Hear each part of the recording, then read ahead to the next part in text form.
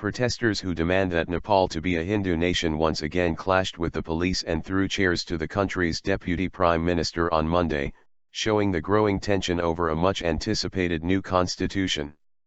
The latest violence occurred when Hindu nationalist and pro-monarchy Rastriya Prajatantra Party Nepal supporters forced their way into the national stadium where Deputy Prime Minister Prakash Singh was meeting with people to collect suggestions.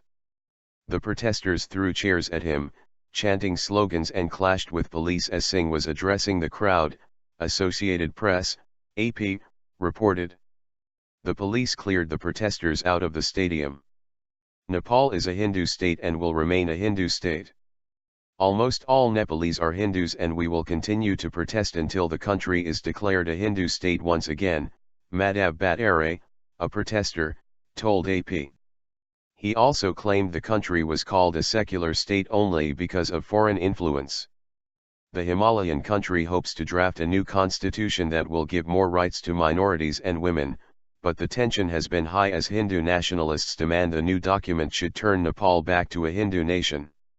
Nepalese lawmakers has been meeting with people in the country's 240 constituencies for public suggestions recently, and there have been many protests, sometimes violent.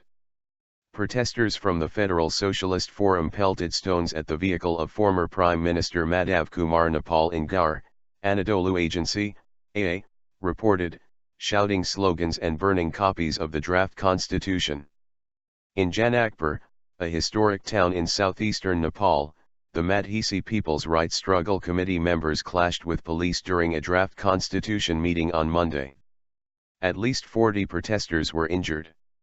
Unidentified people threw a petrol bomb at Finance Minister Ram Sharan Mahaskar in the capital Kathmandu's Nuwakot district. Women, Madhesis, journalists, everyone has objected to the draft. So how can we accept this?